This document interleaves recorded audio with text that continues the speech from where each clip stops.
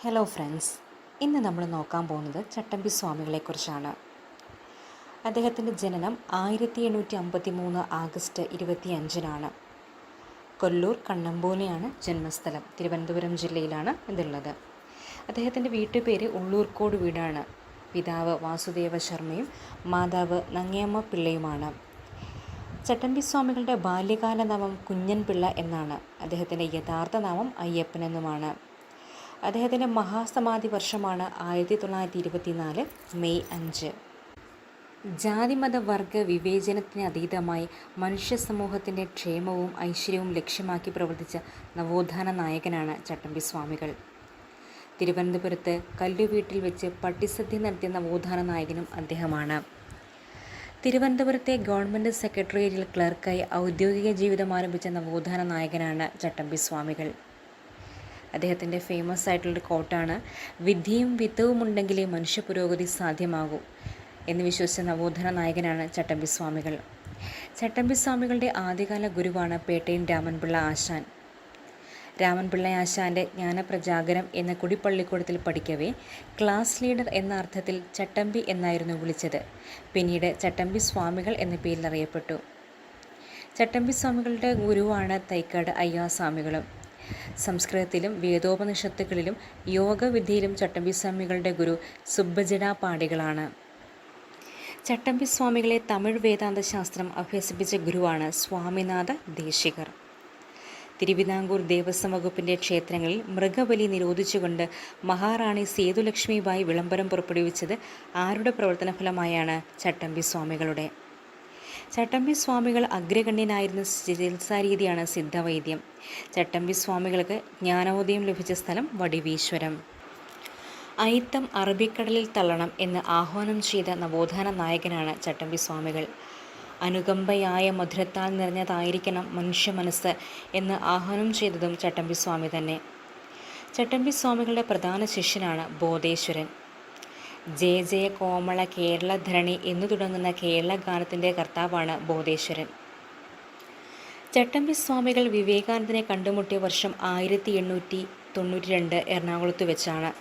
സ്വാമി വിവേകാനന്ദന് ചിന്മുദ്രയുടെ മാഹാത്മ്യത്തെപ്പറ്റി വിവരിച്ചു കൊടുത്തതും ചട്ടമ്പി സ്വാമികളാണ്. ചട്ടമ്പി സ്വാമികളോടുള്ള ബഹുമാനാർത്ഥം ഇരിങ്ങാലക്കുടയിൽ നിന്നും ആരംഭിച്ച മാസികയാണ് സദ്ഗുരു. വർഷം 1921. സദ്ഗുരു മാസികയുടെ സ്ഥാപകരാണ് തച്ചുടയ കൈമളും നീലകണ്ഠ തീർത്ഥപാദരും. മലബാറിൽ ഞാനൊരു യഥാർത്ഥ മനുഷ്യനെ കണ്ടു എന്ന് സ്വാമി വിവേകാനന്ദൻ ആരെക്കുറിച്ചാണ് അഭിപ്രായപ്പെട്ടത്? ചട്ടമ്പി സ്വാമികളെ. അദ്ദേഹം ഒരു ഗരുഡനാണെങ്കിൽ ഞാൻ വെറുമൊരു കൊതുകാണ്. ചട്ടമ്പി സ്വാമി ഇങ്ങനെ വിശേഷിപ്പിച്ച വ്യക്തിയാണ് സ്വാമി വിവേകാനന്ദൻ. തീ പോലുള്ള വാക്കുകൾ കത്തിപ്പോകാത്തത് ഭാഗ്യം. ചട്ടമ്പി സ്വാമികളുടെ ഏത് കൃതിയെക്കുറിച്ചാണ് വിവേകാനന്ദൻ ഇങ്ങനെ അഭിപ്രായപ്പെട്ടത്? വേദാധികാര നിരൂപണം. ചട്ടമ്പി സ്വാമി സ്മാരകം സ്ഥിതി ചെയ്യുന്ന സ്ഥലം കൊല്ലം ജില്ലയിലെ പത്മനയാണ്. പത്മന ആശ്രമം നിർമ്മിച്ച ചട്ടമ്പി സ്വാമികളുടെ ശിഷ്യനാണ് കുമ്പളത്ത് ശങ്കുപിള്ള. ചട്ടമ്പി സ്വാമികളുടെ സമാധി സ്ഥലത്ത് അദ്ദേഹത്തിൻ്റെ ശിഷ്യന്മാർ ചേർന്ന് സ്ഥാപിച്ച ക്ഷേത്രമാണ് ബാലഭട്ടാരക ക്ഷേത്രം. ചട്ടമ്പി സ്വാമികളോടുള്ള ആദരസൂചകമായി ഇന്ത്യൻ തപാൽ വകുപ്പ് സ്റ്റാമ്പ് പുറത്തിറക്കിയ വർഷം 2014 ഏപ്രിൽ 30. ചട്ടമ്പി സ്വാമികളുടെ ജന്മദിനമായ ആഗസ്റ്റ് 25 ജീവകാരുണ്യ ദിനമായി പ്രഖ്യാപിച്ച കേരള സർക്കാർ ഉത്തരവ് പുറപ്പെടുവിച്ചു. ചട്ടമ്പി സ്വാമികൾ ജീവിതവും കൃതികളും എന്ന കൃതിയുടെ രചയിതാവ് കെ മഹേശ്വരൻ നായരാണ്. ചട്ടമ്പി സ്വാമികൾ ജീവിതവും ദർശനവും എന്ന കൃതിയുടെ രചയിതാവ് ടോണി മാത്യു. ചട്ടമ്പി സ്വാമികളുടെ ജീവിതത്തെ ആസ്പദമാക്കി മഹാമുനി എന്ന നോവൽ രചിച്ചത് കൈതയ്ക്കൽ സോമക്കുറുപ്പാണ്. ചട്ടമ്പി സ്വാമികളുടെ സമാധിയിൽ അനുശോചിച്ച് പണ്ഡിറ്റ് KP കറുപ്പൻ രചിച്ച കവിതയാണ് സമാധി സപ്താഹം. ചട്ടമ്പി സ്വാമികളുടെ ഏറ്റവും വലിയ കൃതിയാണ് പ്രാചീന മലയാളം.